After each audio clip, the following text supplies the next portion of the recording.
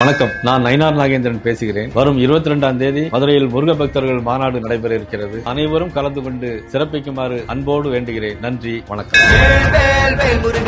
முருக பக்தர்கள் மாநாடு ஜூன் 22 மதுரையில். இடம் அம்மா திடல், பாண்டிக்கோவில் அருகில். முருகன் அருள் பெற அழைக்கின்றார்கள். பாஜக சிந்தனையாளர் பிரிவு, தமிழ்நாடு.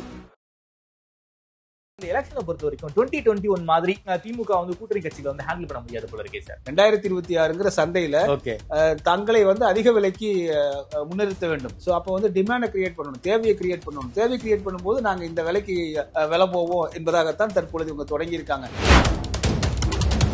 வேற ஆப்ஷன் இல்லையே சார். ஏடிஎம்கே கிட்ட போக முடியாது, ஏன்னா பிஜேபி இருக்காங்க. விஜய் நம்பியும் போக முடியாது. சோ டிஎம்கே குடுக்கறதான சரி வாங்க வேண்டிய கட்டாயத்துல நினைக்கிறீங்க. நான் பரவாயில்ல, உங்களை வீழ்த்து கூட நான் தயாரா இருப்போம். விஜய் கூட சேர்ந்து வந்து 3வது அணி அமைச்சா நீங்க என்ன பண்ணுவீங்க? எப்படி மக்கள் நல கூட்டணி வந்து ஜெயலலிதா அவர்கள் காலகட்டத்தில் வந்து வைகோ உருவாக்கி திமுகவை கவுத்தாரோ, அதே போல இவர்கள் கவுக்க மாட்டாங்கன்னு என்ன இருக்கு?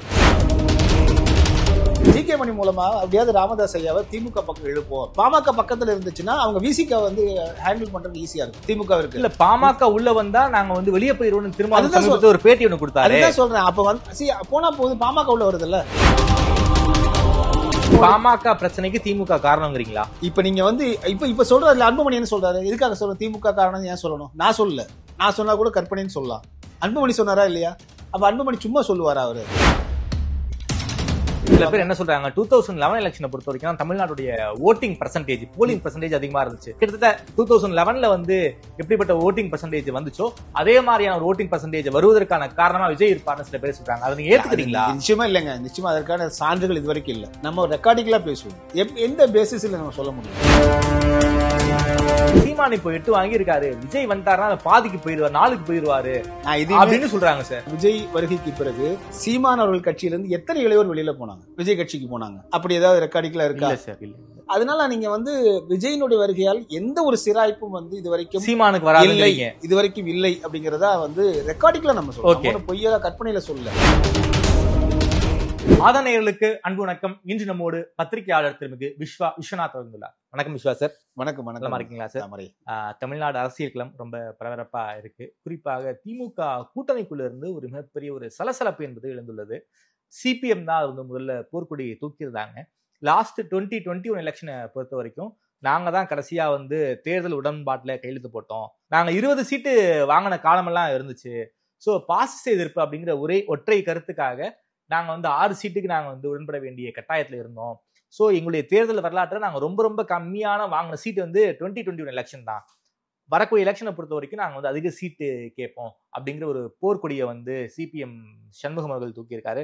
அதே மாதிரியான ஸ்டாண்டை வந்து திருமாவர்களும் தூக்கியிருக்காரு. திருமாவர்கள் ஆரம்ப முதலாவே அப்படி பேசிக்கிட்டு இருக்காரு. ஆட்சியில் பங்கு, அதிகாரத்தில் பங்கு, ஆதோர்ஜனா விட்டு பேச வச்சாரு.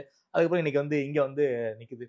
குறிப்பாக இந்த எலெக்ஷனை பொறுத்த வரைக்கும் 2021 மாதிரி திமுக வந்து கூட்டணி கட்சிகளை வந்து ஹேண்டில் பண்ண முடியாது போல இருக்கே சார். இல்ல, நீங்க சொல்றது ஒரு வகையில 2021ல ஏன் ஹேண்டில் பண்ண முடிஞ்சதுன்னா, அன்னைக்கு நீங்க வந்து ஒட்டுமொத்தமா பிஜேபி எதிர்ப்பு அலைன்னு ஒண்ணு இருந்துச்சு. பாஜக உள்ள வந்து திமுக ஓட்டு போடுங்க அப்படிங்கிற கேம்பெயின் பண்ணாங்க. அது அன்னைக்கு எஃபெக்டிவா இருந்துச்சு. காரணம் என்னன்னா, அன்னைக்கு வந்து ஒட்டுமொத்த இந்தியாவுமே நீங்க வந்து பாத்தீங்கன்னா எதிர்கட்சிகளும் சரி, குறிப்பாக நீங்க பாஜக வந்து இந்த மாட்டு கறி வச்சிருந்தா அடிக்கிறது, அங்கங்க அடிதடி தகராறு, ஸோ ஒட்டுமொத்தமாக ஒரு ரிலீஜியஸா அவங்க வந்து வராங்க அப்படிங்கிறது வந்து மதவாதத்தோடு வர்றாங்க அப்படிங்கிற அது வந்து மிகப்பெரிய பரப்புரையா மக்கள் மத்தியில் எடுபட்டது. அது தமிழ்நாட்டில் அதிகம் எடுபட்டது. அதனால திமுகவுக்கு சட்டமன்றம், நாடாளுமன்றம் ரெண்டுமே அவங்களுக்கு கிடைச்சது. அந்த காலகட்டத்தில் சனாதனத்தை வேறறுப்போம் அப்படின்னு இருந்த தோழர்களும் வந்து உண்மையை சொல்ல போனா தோழர்கள் தான் அதிகமா வந்து பாஜக உள்ள பூந்துற தோழர் திமுக ஓட்டு போடுன்னு கேம்பெயின் பண்ணாங்க. ஸோ அன்னைக்கு அதெல்லாம் அவங்களுக்கு வந்து சனாதனத்தை எதிர்ப்பது மட்டும்தான் இருந்தது போல. இப்போ சனாதனம்லாம் எதிர்த்துட்டாங்க போல. இப்போ சங்க பரிவார பாரதிய ஜனதா சனாதனத்தை தமிழ்நாட்டுக்குள் வரவிடாமல் தடுத்ததுனால இப்போ வந்து சீட்டுக்கு போறாங்க அப்படிங்கிற மாதிரி தான் நான் பாக்குறேன். நான் அப்போ வந்து தோழர்கள் ஒத்துக்கிறாங்க போல, நாங்க சனாதனத்தை ஒழிச்சிட்டோம், வேறெடுத்துட்டோம் அப்படின்னு. ஸோ அதனால இப்போ வந்து அடுத்த என்ன நம்ம எடுத்து சீட்டுக்கு மேல போலாம் அப்படிங்கிற மாதிரி இருக்கு அப்படின்னு பாக்குறோம். இது வந்து இத்தனை ஆண்டுகள், 4.5 ஆண்டுகள், பொதுவா நீங்க வந்து இடதுசாரிகள், நீங்க விசிகாவை பற்றி அப்புறம் பேசலாம், முதல்ல இடதுசாரிகளை பேசுவோம். ஒரு 10 ஆண்டுகள் 15 ஆண்டுகளுக்கு முன்பாகலாம் வந்து பாத்தீங்கன்னா பாரத் பந்த் நடத்துவாங்க. விலைவாசி உயர்வு, டீசல் விலை உயர்வுன்னா 3-4 நாட்கள் உரைய வச்சிருவாங்க ஒட்டுமொத்த இந்தியா. அப்படி ஒரு போராட்டத்தை வந்து இது வரைக்கும் நீங்க இந்த தலைமுறை தெரிஞ்சிருக்காது. அந்த இடதுசாரிகளை எங்க போனாங்கிற கேள்வி நமக்கு வருது. 2வது தேர்தல் கூட்டணி அப்படின்னா அது வந்து தேர்தல் கூட்டணி தான். வழக்கமா என்ன ஆகுன்னா, ஒரு தேர்தலுக்கு முன்னாடி 6 மாதத்துக்கு முன்னாடி வரைக்கும் சைலண்ட் ஆவாங்க. சைலண்ட் ஆயிட்டு அப்புறம் தேர்தல் கூட்டணி அமைப்பாங்க. அதன் பிறகு அந்த ஹனிமூன் டேன்னு சொல்லக்கூடிய தேனிலவு நாள் முடிஞ்சு திரும்ப தேர்தல் முடிஞ்சதுக்கப்புறம் 6 மாசத்துல அவங்கவுங்க வேலையை பார்க்க போயிடுவாங்க. ஆனா இந்த முறை வந்து பாத்தீங்கன்னா 2021 இருந்து இடதுசாரிகளும் சரி விசிகாவும் சரி நிரந்தரமாக வீட்டு மாப்பிள்ளையாவே நீங்க அறிவாலயத்தில் இருக்கிறத நம்ம பார்க்கிறோம். ஹனிமூன் பீரியட் நீண்டுகிட்டே போயிடுச்சு. அதுக்கு ஹனிமூன்ல வயசாயிருச்சு. அது இல்லாம எலெக்ஷன் நெருங்க போது இந்த நேரத்துல தான் வந்து தோழருடைய கால்குலேட்டர் வேலை பார்த்திருக்கு. 98% தான், 98% கூட நீங்க வந்து தேர்தல் ஆண்டு காலமாக மக்கள் வந்து பாதிக்கப்படக்கூடிய வரி பிரச்சனை, அதே போல அரசினால் பாதிக்கக்கூடிய பிரச்சனைகள்லாம் வந்து இன்னைக்குதான் தோழர்களுக்கு தெரிஞ்சிருக்கு அப்படிங்கறத மிகப்பெரிய ஒரு வேதனையான ஒன்றா இருக்கு. அப்போ இப்போ வந்து திருமாவுக்கு இன்னொரு ஜோடி கிடைச்சிருக்கு. திமுகவில் வந்து தங்களுடைய பேரத்தை அதிகப்படுத்துவதற்கும் பொதுவாகவே இப்ப நீங்க திமுக அதிமுக விட்டுருங்க, இன்னைக்கு வந்து சந்தை 2026ங்கிற சந்தையில தங்களை வந்து அதிக விலைக்கு முன்னிறுத்த வேண்டும். சோ அப்ப வந்து டிமாண்டை கிரியேட் பண்ணணும், தேவையை கிரியேட் பண்ணணும். தேவை கிரியேட் பண்ணும்போது நாங்க இந்த விலைக்கு விலை போவோம் என்பதாகத்தான் தற்பொழுது இவங்க தொடங்கி இருக்காங்க. நீங்க கொள்கை வேற ஆப்ஷன் இல்லையே சார். ஏடிஎம்கே கிட்ட போக முடியாது, ஏன்னா பிஜேபி இருக்காங்க. விஜய் நம்பியும் போக முடியாது. சோ டிஎம்கே குடுக்கறதான சரி வாங்க வேண்டிய கட்டாயத்துல நினைக்கிறீங்க. நான் பரவாயில்ல, உங்களை வீழ்த்த கூட நான் தயாரா இருப்போம். நாங்க விஜய் கூட சேர்ந்து வந்து 3வது அணி அமைச்சா நீங்க என்ன பண்ணுவீங்க? இடதுசாரிகளும் விசிகாவும் வெளியில வந்து ஒரு 3வது அணி அமைச்சாங்கன்னா எப்படி மக்கள் நல கூட்டணி வந்து ஜெயலலிதா அவர்கள் காலகட்டத்துல வந்து வைகோ உருவாக்கி திமுகவை கவுத்தாரோ அதே போல இவர்கள் கவுக்க மாட்டாங்கன்னு என்ன இருக்கு? ஆனா அதுல என்ன, நீங்க வந்து அப்படி ஒரு அழுத்தத்தை கொடுக்கலாம், போவாங்களான்னு தெரியல, அப்படி ஒரு அழுத்தத்தை கொடுக்கலாம் இல்லையா? அது நமக்கு வாய்ப்பு இருக்கு இல்லைங்களா? அது ஒன்று. இப்ப அது அப்படி கூட நான் பாக்கலைங்க. இவங்க வந்து 3வது விஜய் தலைமையில 3வது அணிங்கிற டாபிக் எல்லாம் வேற ஓடிக்கிட்டு இருக்கு சார். அது நீங்க அதெல்லாம் இது எல்லாமே நீங்க வந்து பாத்தீங்கன்னா அனுமானங்கள் தான். இப்ப விஜய் வந்து பாத்தீங்க அப்படின்னா ஒரு எக்ஸ்பிரஷனே இல்லாம அவர் சிரிக்கிறாரா அழுகிறாரா இல்ல வந்து உண்மையிலேயே உணர்ச்சியோட இருக்காரான்னு ஒண்ணுமே தெரியாத மாதிரி இருக்கு. அதுதான் அவருடைய கட்சியா இருக்கு. அப்ப நம்ம இப்ப எந்த கணிப்புமே கணிக்க முடியாது. அப்ப இப்போதைக்கு வந்து பாத்தீங்கன்னா முதல்ல திரும்ப தொடங்குறாருங்க. திரும்ப என்ன பண்ணாரு, நாங்கள் வந்து எங்களுக்கு கொடியேற்றருக்கு அளவு பண்ண மாட்டேங்கிறாங்க, மேடை கூட நாங்க லாரியில வச்சு போட்டிருக்கோம் இப்படி எல்லாம் சொல்றாரு. அடுத்த நாள் வந்து சனாதனத்தை பாஜக வேறு இருக்க திமுக விட்டு விலக மாட்டோம்னு சொல்றாரு. அப்ப தொடக்கத்துல இருந்து இவர் வந்து இப்படி மாற்றி சொல்லும்போது இப்ப ஒருபடி மேல போய் அதிமுக சேர்றதுக்கு என்னங்க இருக்கு, ஆனா பிஜேபி அங்க இருக்கேன்ட்டாரு அவர். ஓகே, ஆமா. அப்ப பிஜேபி வந்து போனா நாங்க போயிருவோம், நாங்க வர தயார். அதாவது எடப்பாடி கிட்ட சொல்றாங்க, நீங்க பிஜேபியை கழட்டி விடுங்க, நாங்க வந்து உங்க கூட்டணிக்கு வரோம்னு எடப்பாடிக்கு வந்து. சரி, இப்ப நீங்க இப்ப எடப்பாடி எப்படி கணக்கு போடுவாருன்னா, ஒருவேளை இவங்க வருவாங்கன்னு பிஜேபி கழட்டி விட்டுட்டு இவங்க வரலன்னா பொலிட்டிக்கல் என்ன வேணாலும் நடக்கலாம் இல்லையா? அப்ப இதுக்கு என்ன அஷூரன்ஸ் அது?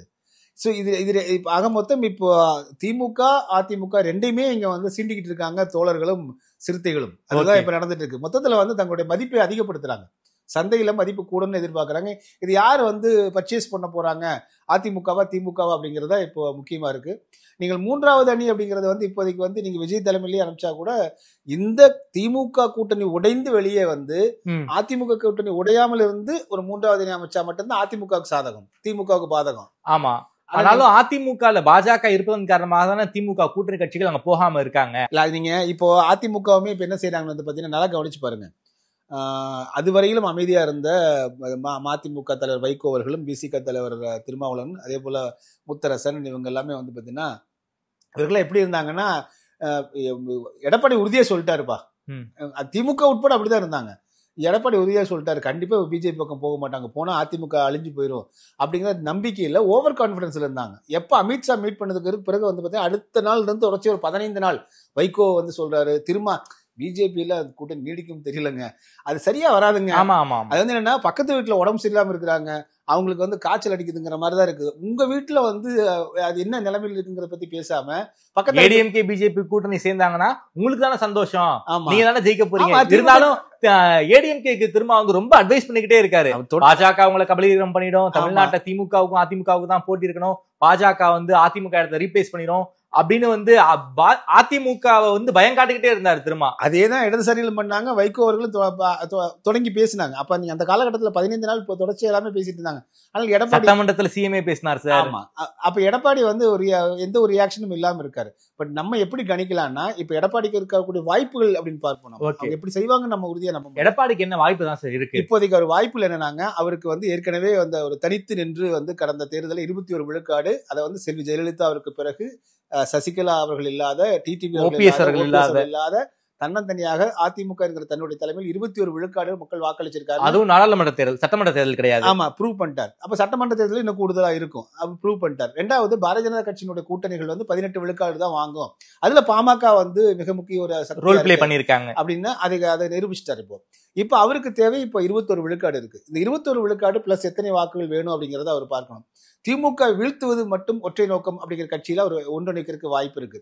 அதே போல இவர் வந்து பாரதிய ஜனதா கட்சி இருக்கிறதுனால நீங்க வரல, நீங்க உறுதியா வருவீங்கன்னு சொன்னா நான் பாரதிய ஜனதா கட்சிட்டு பேசுறேன். ஏன்னா பாஜகவிற்கு இந்த சட்டமன்ற தேர்தலில் எந்த ஒரு பலனும் இங்க ஏற்பட போறதில்லை. அவங்களுக்கு தெரியும், அவங்களுக்கு நாடாளுமன்ற தேர்தல் தான் தேவை. கடந்த நாடாளுமன்ற தேர்தலில் அதிமுக கவுத்து காரணத்தினாலதான் அவங்க வந்து தற்பொழுது மைனாரிட்டி ஒரு அரசாங்கமா இருக்காங்க.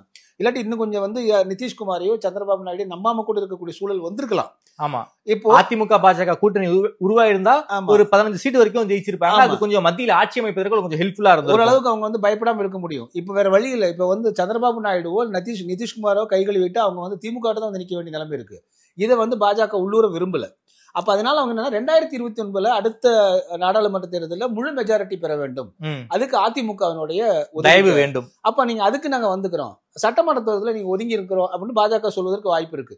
ஏன்னா திமுக வந்து வீழ்த்தணும் அப்படிங்கிற ஒற்றை குறிக்கோளா இருந்தா அவங்க விலகிட்டாங்கன்னா இவங்க வந்து அப்படியே உள்ள வர்றதுக்கு வாய்ப்புகள் நிறைய இருக்கு.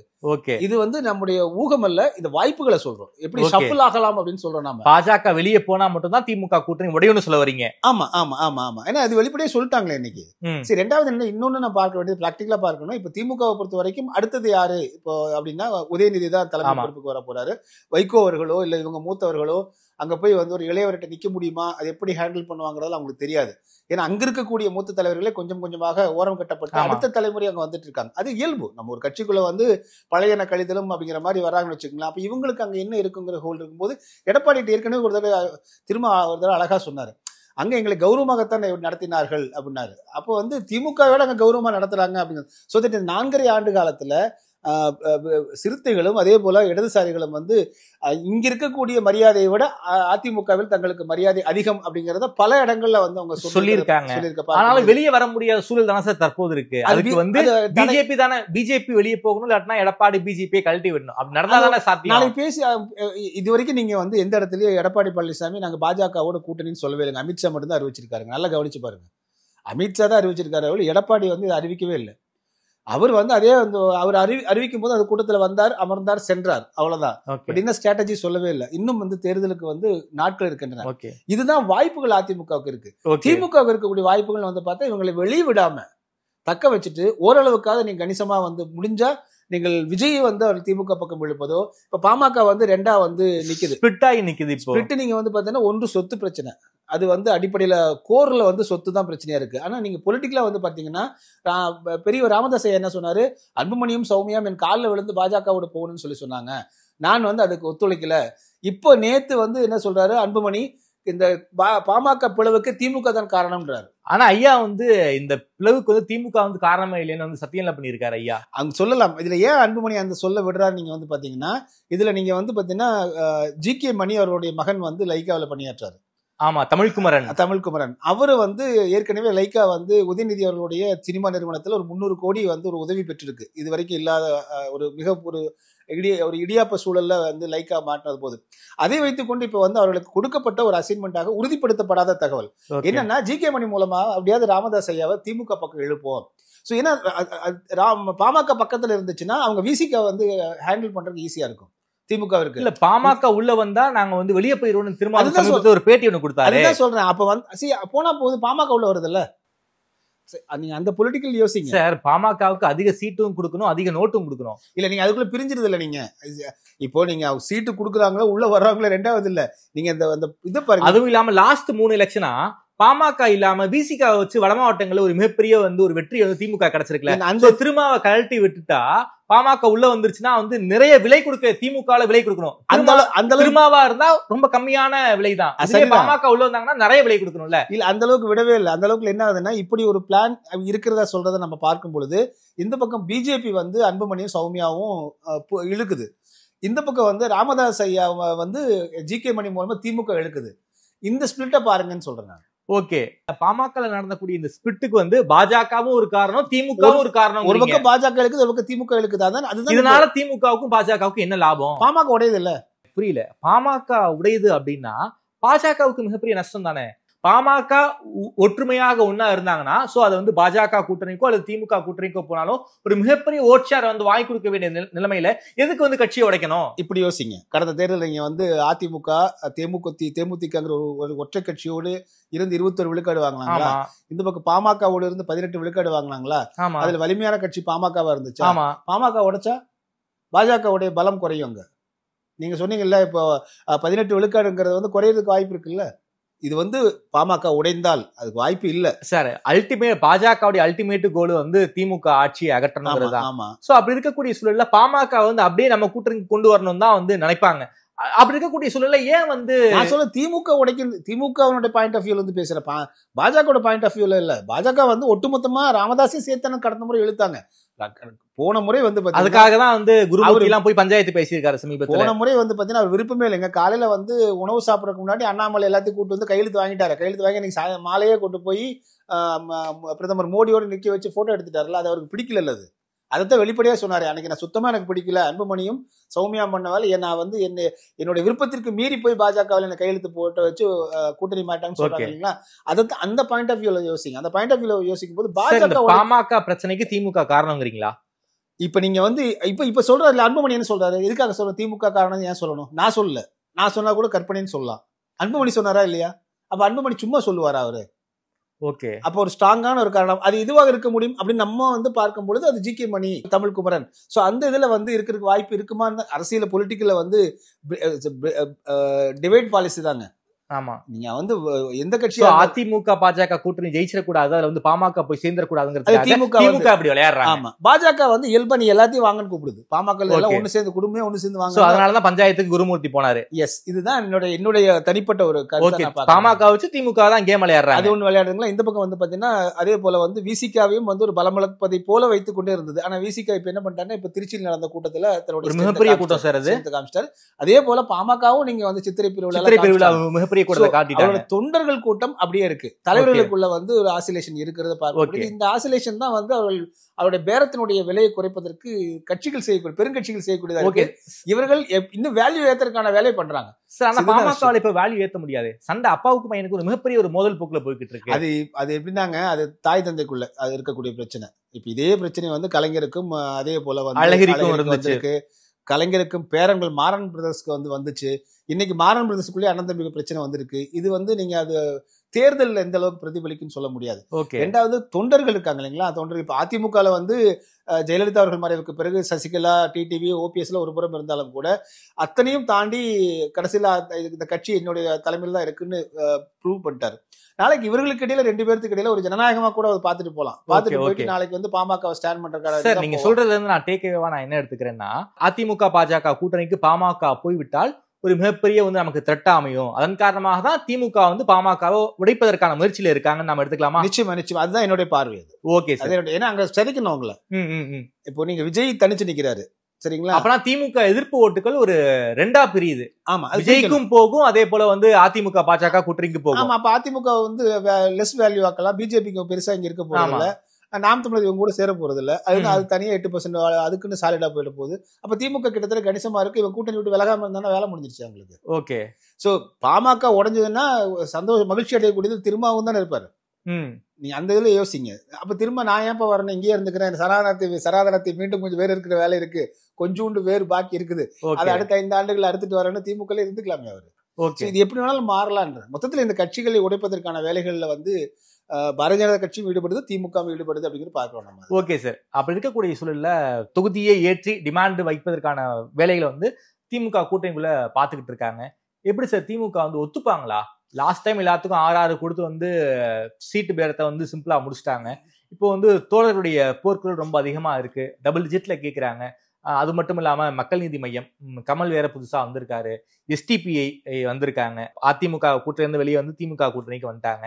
அதுக்கப்புறம் தமிழ்முன் அன்சாரி, கருணாஸ் இருக்காரு, காங்கிரஸ் இப்ப 60 சீட்டு கேட்கிறாங்க சார். கொடுத்துருவாங்களா சார்? கலைஞர்கள் முதல்வராக இருக்கும்போது கீழே வந்து சிபிஐ பஞ்சாயத்து, மேல வந்து கூட்டணி பேரம் எல்லாம் போச்சு. அத மாதிரி இப்ப நெருக்கடி கொடுக்கவும் முடியாது. கொடுக்க வேண்டிய சீட்டை தான் வந்து காங்கிரஸும் வாங்கிக்க முடியும். எப்படி சார் சீட் ஷேரிங் இருக்கு? இவ்வளவு பெரிய கட்சிகள் இருக்கே சார் கூட்டணிக்குள்ள. இப்ப இதுல இன்னொரு பார்வையில நம்ம பார்க்கலாம், இவங்களே எப்படி என்ன தைரியத்துல வந்து இப்ப கூடுதல் சீட் கேட்கிறாங்க. அப்ப திமுகவிற்கு வந்து ஒரு பலவீனம் இருக்குது தேர்தல்ல. அதனால அவங்க நெருக்கணும் அப்படின்னா கொஞ்சம் நம்ம கூடுதலா வந்து பேக்கேஜ் பேச முடியும் அப்படிங்கிறது தான் அந்த ஒரு பார்வை. இது பிளஸ் ஒருவேளை திமுக நீங்க ரெஃப்யூஸ் பண்ணிருச்சுன்னா அது வந்து இந்த பக்கம் எடப்பாடிக்கான சிக்னலாவும் நம்ம பார்க்கலாம். சரி, இப்ப அங்க என்ன கேட்கிற, அதை விட வா நான் ஒரு சீட் கூடுதலா கொடுக்குறேன், என்னால அவ்வளவுதான். எடப்பாடியோட பார்கெயின் அப்படின்னா நீங்க 100 சீட் கேட்டீங்கன்னா 5 சீட்ல தொடங்குவார். ஸோ அது வந்து கிட்டத்தட்ட வந்து கலைஞர் அதே மாதிரி தான் ஆரம்பிப்பார் அவர். ஆனால் அவரையே நீங்க சொன்ன மாதிரி வந்து மிரட்டி 63 சீட் வாங்கிட்டு போச்சு காங்கிரஸ். ஸோ அப்படி இருக்கக்கூடிய சூழ்நிலை வந்து இது வந்து முழுக்க காங்கிரஸ் வந்து 60 சீட்டு கேட்கறாங்க. சீட்டு மட்டும் கொடுத்தா போதுமா, வேட்பாளரையும் வந்து திமுக கொடுக்கணும்? ஆனா இதுக்கு முன்னாடி நீங்க வந்து பாத்தீங்க அப்படின்னா திமுகவுடைய திட்டம் என்னவா இருக்குன்னா, போன முறையே நம்ம குறைவான இடத்துல நின்னுட்டோம், இப்ப அதிகமான இடத்துல நிக்கல, 175 இடங்கள் நிற்போம். அப்படி யாராவது விரும்பி வந்து இடம் கேட்டாங்கன்னா உதயசூரியன் சின்னத்தில் நிக்கிட்டுங்கிற மாதிரி தான் அவங்க திட்டமிடுறாங்க. எப்படி 2016 வந்து ஜெயலலிதா பண்ணாங்களோ அதே ஸ்ட்ராட்டஜி. வேணும்னா நீ வா வந்து உதயசூரியன் சின்னத்தில் நின்னுக்கோ, உங்க கட்சியில இருந்து ரிசைன் பண்ணிட்டு வந்து நின்னுக்கோ அப்படிங்கிற மாதிரி அவங்க பாக்குறாங்க. சோ அப்ப நீங்க என்ன சொல்லுவீங்க? இல்ல எனக்கு கட்சியா தான் கொடுக்கணும்னு கேட்க முடியாதுல்ல.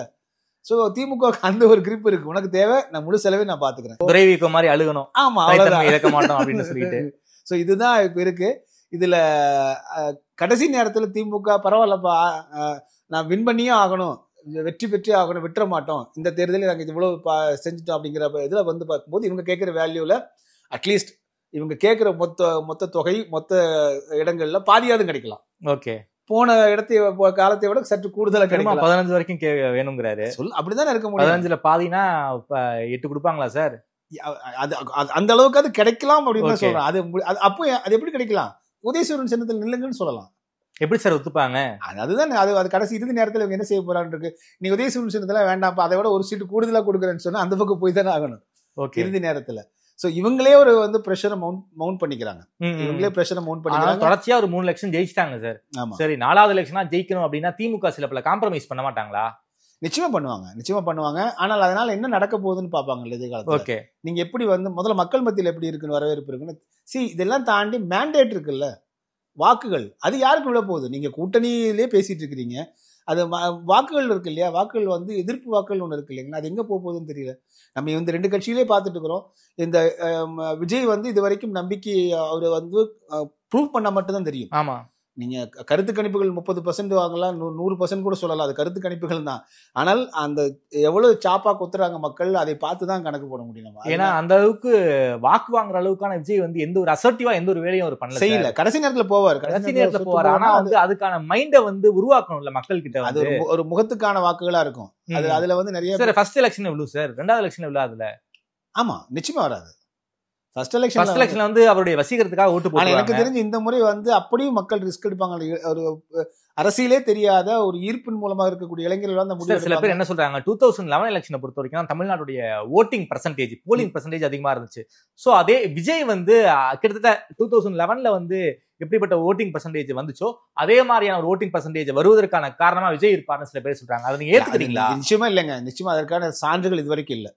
நம்ம ரெக்கார்டிங்களா பேசுவோம், எந்த பேசிஸ்ல நம்ம சொல்ல முடியும்? கருத்து கணிப்புகள் அப்படிங்கிறது வந்து நீங்க நமக்கு தெரியும் எவ்வளவு சாம்பிள்ஸ் எடுக்கிறாங்க, யார்கிட்ட எடுக்கிறாங்க.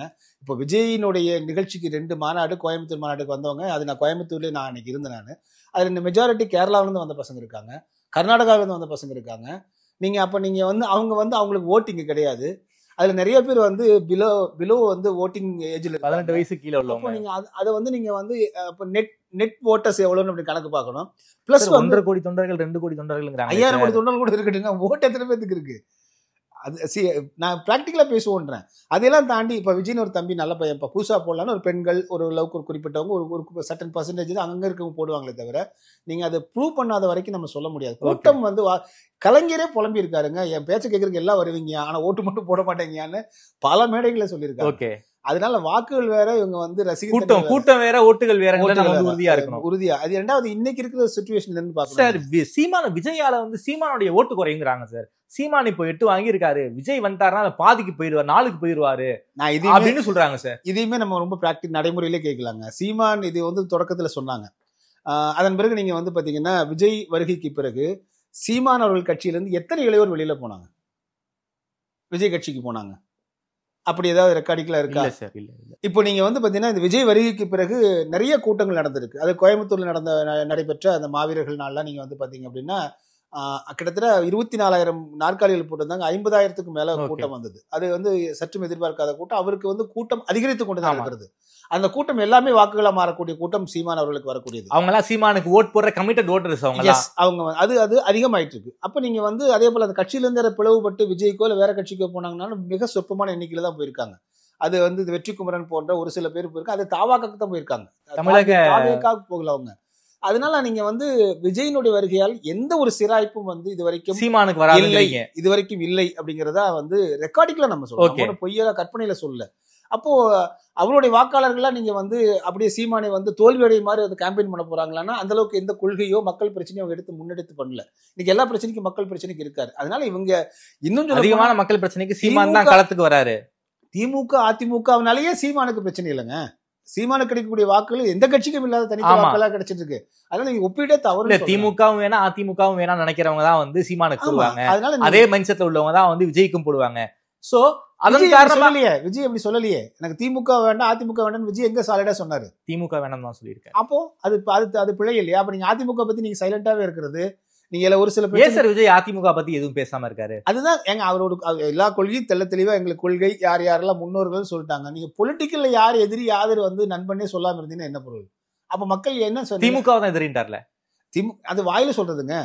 நீங்க திமுக எதிரின்னு சொல்றாரு. ஆனா அதே வேளையில வந்து பாத்தீங்கன்னா அதிமுக பத்தி பேசாம இருந்து என்ன அர்த்தம்? அது ஓகே, ஒரு டபுள் ஸ்டாண்டர்டா இருக்காரு விஜய். அப்ப நீங்க வந்து அப்ப இது ஒரு கூட்டணிக்கு போகக்கூடியவர் தான் போலதான் மக்கள் நினைப்பாங்க. இவங்க வேணாலும் மாறலாம், மதில் மேல போன மாதிரி இருக்காருங்கிற மாதிரி இருக்கு. அது இருக்கக்கூடாது. விஜயகாந்த் அப்படி இருந்தாராங்க? விஜயகாந்த் இல்லையாங்க, கடுமையா எதிர்த்து பேசினாரு. 2 பேரும் எதிர்த்து பேசினாரு. அது மக்கள் வந்து அதனால ஃபர்ஸ்ட் எலெக்ஷன்ல 8% வாங்கினாரு. ஆமா, அள்ளி வீசினாங்க மக்கள் வாக்குகளை. அப்படிப்பட்ட ஒரு இது இல்ல. அதனால இந்த தேர்தல்ல வந்து இவர் காலம் நெருங்க வந்து விஜயனுடைய வந்து அவரை கணிக்க வேண்டிய அவசியமே இல்லை என்பதை போல ஒரு தோற்றத்தை அவங்களே உருவாக்கிட்டு இருக்காங்க. சார், டிஎம்கே ஐடி விங் சார்பா அந்த ஒரு கார்ட்டூன் ஒன்று போட்டிருந்தாங்க சார். முன்னாள் முதல்வர் தமிழ்நாடு எதிர்க்கட்சி தலைவர் எடப்பாடி பழனிசாமி அவர்களை வச்சு ரொம்ப ஒரு மோசமான கார்ட்டூன், ஒரு அரை நிர்வாணமா கார்ட்டூன் போட்டிருந்தாங்க. அதுக்கு அதிமுக ரொம்ப மிக கடுமையாக எதிர்வினை பண்ணிக்கிட்டு இருக்காங்க. கீழடி சார் தான் வந்து கார்ட்டூனே போட்டிருக்காங்க. இன்ஃபேக்ட் அந்த கீழடிக்கான வந்து ஒப்புதல் வந்து ஏடிஎம்கே பீரியட்ல தானே கொடுத்தாங்க. நீங்க என்னன்னா கீழடி கேட்டதுனால சொல்றேன் நானு. கீழடியில வந்து அமர்நாத் ராமகிருஷ்ணன் வந்து இந்திய தொல்லியல் துறையை சேர்ந்தவர். ஆமா. அப்புறம் தமிழ்நாடு தொல்லியல் துறைன்னு 2 இங்க தனியா இருக்கு. திரு மு.க. ஸ்டாலின், முதலமைச்சர் மு.க. ஸ்டாலின் அறிக்கையிலேயே அவருக்கே வந்து இந்திய தொல்லியல் துறைக்கும் தமிழ்நாடு தொல்லியல் துறைக்கும் வேறுபாடே தெரியலங்கிற மாதிரி தான் அறிக்கை இருக்கு. அமர்நாத் ராமகிருஷ்ணன் ஏஎஸ்ஐல சென்ட்ரல் கவர்மெண்ட் அறிக்கையில சுருக்கமா சொல்றேன். என்ன சொல்றாரு? அமர்நாத் ராமகிருஷ்ணன் வந்து அந்த அகழ்வாயை கண்டுபிடித்தார். அவருடைய கண்டுபிடிப்புகளை இந்திய அரசாங்கம் ஏற்றுக்கொள்ள மறுக்கிறது. தமிழ்நாடு தொல்லியல் துறை, தமிழ்நாடுன்னு சொல்ல, நாம் அதனுடைய உண்மையான தொன்மையை எல்லாம் கண்டுபிடித்து ஆய்வு செய்து வைத்திருக்கிறோம். இதை இந்திய அரசாங்கம் ஏற்றுக்கொள்ள மாட்டேங்குதுன்னு சொல்றாரு.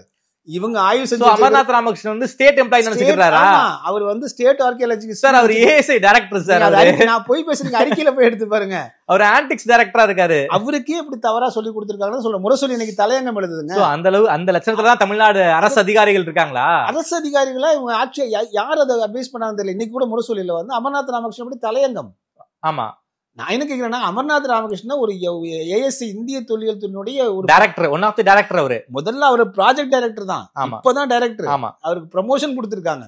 அவர் வந்து அந்த தொல்லியல் துறையினது அவர் முதல் மொத்தம் 10 கட்டங்கள் நடந்திருக்குங்க. முதல் 2 கட்டங்கள் மட்டும்தான் அவரு பண்ணாங்க. ஏஎஸ்சி இந்திய அரசாங்கம் பண்ணது. இந்திய அரசினுடைய பணியாளராக அமர்நாத் ராமகிருஷ்ணன் தோண்டி எடுக்கிறாரு. அதற்கு பிறகு ஏஎஸ்சி டிரான்ஸ்பர் போடுறது. ஏஎஸ்சிங்கிறது எப்படின்னாங்க, அவங்க வந்து தமிழ்நாடு, பாண்டிச்சேரி, புதுச்சேரி எல்லாம் பார்க்க மாட்டாங்க. பீரியாடிக்கலா டிரான்ஸ்பர் அடிச்சுக்கிட்டே இருப்பாங்க. அவங்க ஒரு பாலிசியா வச்சிருக்காங்க. அன்னைக்கு ஒரு டிரான்ஸ்பர் 2014-16 இவர் எக்ஸ்கவேஷன் பண்றாரு. 2017 இவர் டிரான்ஸ்பர் பண்றாரு. இவரை மட்டும் டிரான்ஸ்பர் பண்ண மாதிரி இன்னைக்கு வரைக்கும் ப்ரொஜெக்ஷன் கொடுத்திருக்காங்க. அப்ப மொத்தம் 25 அதிகாரிகள் பண்ணப்பட்டாங்க. இந்தியா முழுக்க தமிழ்நாட்டை சேர்ந்த 2 பெண் அதிகாரிகள் ஒருத்தர் தூக்கி வந்து வெஸ்ட் பெங்கால்ல போட்டாங்க. அது ரொம்ப நேச்சுரலான ஒண்ணு. அதற்கு பிறகு இவங்க என்ன பண்ணிட்டாங்கன்னா, இந்த கீழடியில வந்து வேணும்னே வந்து அமர்நாத் ராமகிருஷ்ணன் விளக்குறாங்க அப்படிங்கிற மாதிரி சு வெங்கடேசன் தான் முதல்ல அதை பொலிட்டிசைஸ் பண்றாரு. அதையவே திமுகவுக்கு சொல்லி கொடுக்குறாங்க. அந்த அறிக்கையில வந்து பாத்தீங்கன்னா, அவர் இந்திய தொல்லியல் துறை சார்ந்தவர். அவருடைய அந்த 2 கட்ட ஆய்விலும் அவர் வந்து அந்த இந்திய குறிப்பாக கீழடியினுடைய நாகரிகம் இருக்கு இல்லைங்களா, 2825 ஆண்டுகள் கொடுக்கிறார். இப்ப இருந்து இந்த நம்ம பேசியிருக்கிற நேரத்துல 2865 ஆண்டுகள், அதாவது கிமு 800 கொடுக்கிறாரு.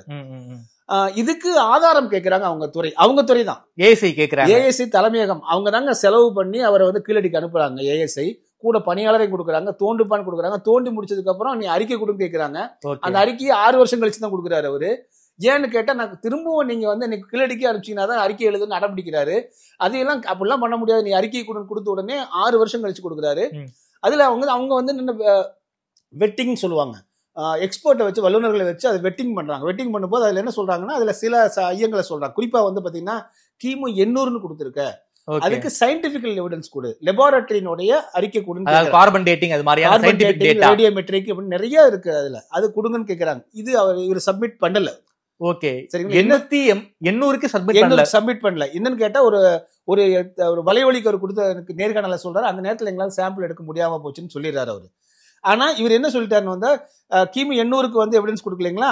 இதன் பிறகு அவன் என்ன சொல்றான்னா மொத்தம் 4 விஷயங்கள் சொல்றான். கிமு 800க்கு எவிடன்ஸ் கொடு, அப்புறம் அந்த மேப் வந்து வேற புது மேப் கொடு, அப்ப நீ வரிசைப்படுத்தினதுல சில மிஸ்டேக்ஸ் இருக்கு. இது ஒண்ணு இல்லைங்க, ஒரு துறை அவரை அனுப்புது, அந்த துறை அதிகாரிகள் அங்க வல்லுநர்கள், நீங்க எக்ஸாமினேஷன் எழுதுறீங்க, எக்ஸாமினேஷன்ல வந்து ரிப்போர்ட் கொடுக்குறீங்க, அப்ப இதுல கொஞ்சம் நீ சரியா மிஸ்டேக்ஸ் எல்லாம் இருக்கு, இதை கொஞ்சம் திருத்தி கொடுன்னு கேட்ட உடனே இவர் என்ன பண்ணிட்டாரு, இந்திய அரசாங்கம் வந்து தமிழர்களுடைய வந்து தொன்மையை அழிப்பதற்காக இது வேண்டுமென்றே செய்கிறதுன்னு பத்திரிகையில கொடுத்துட்டாரு. ஓகே, சோ இது ஃபர்ஸ்ட் மிஸ்டேக்.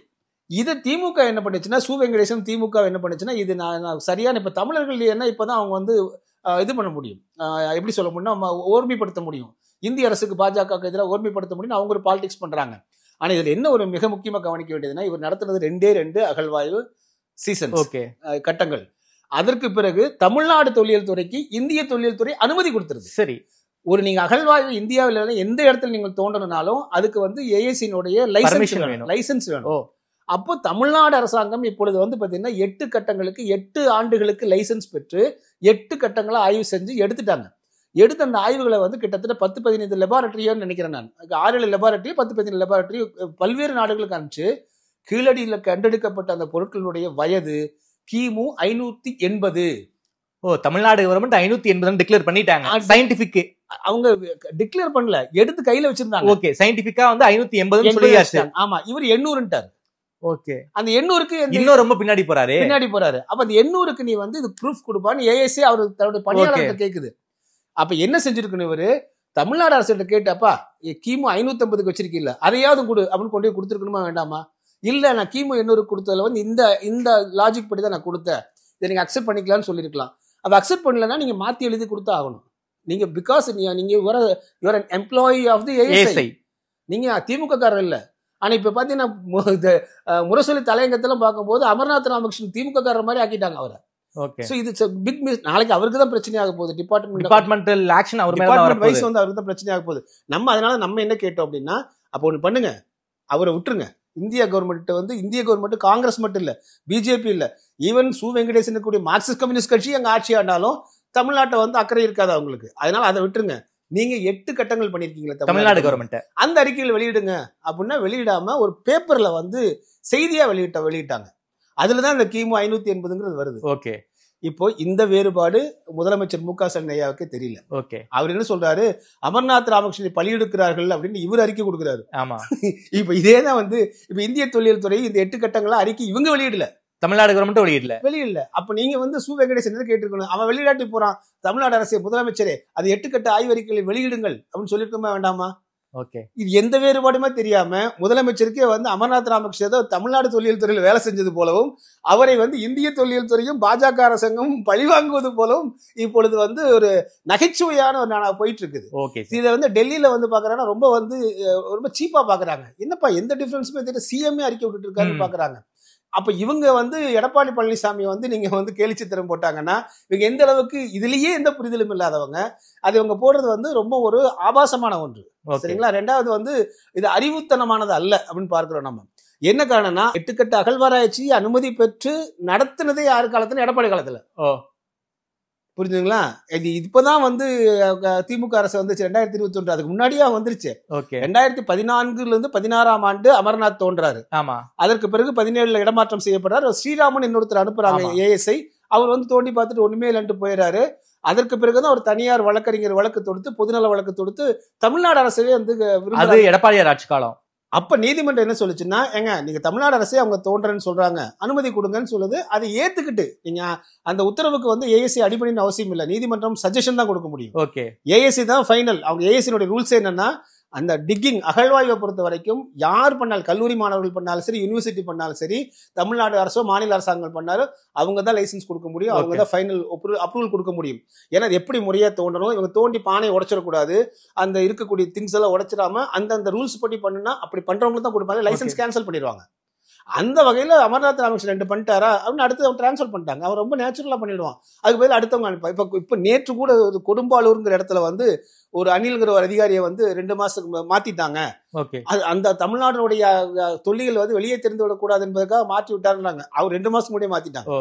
அது ரொட்டீன் ப்ரொசீஜர். அவர் என்ன அங்க வந்து அங்கதான் பில்டிங் கன்ஸ்ட்ரக்ஷன் போது அங்க அனுப்பிச்சு விட்டுருக்காங்க.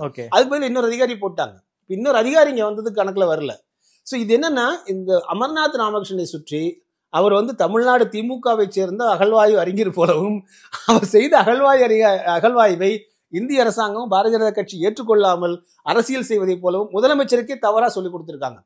உண்மையிலேயே தமிழ்நாடு தொல்லியல் துறையினுடைய மூத்த ஆய்வறிஞர் அகழ்வாய்வறிஞர்கள் இருக்காங்க, அவங்கள பேச விட்டா சொல்லிடுவாங்க, அவங்கள பேச விடாம வச்சிருக்காங்க. சரிங்களா? அப்ப இது வந்து இந்த கேலி சித்திரம் என்பது இது ஒட்டுமொத்தமா இந்த கிழடியே ஒரு கேலியா செய்து கொண்டிருக்கக்கூடிய திமுக வந்து எடப்பாடி அவர்களை கேலி சித்திரமாக வரைவதுதான் உண்மையிலேயே கேலி. ஓகே சார், ரொம்ப நன்றி சார். தமிழ்நாடு அரசியல் தொடர்பான பல்வேறு கேள்விகளுக்கு வந்து ரொம்ப பதில் சொல்லியிருக்கீங்க. மேலும் கொடுத்து பேசியமைக்கு நன்றி. வணக்கம்.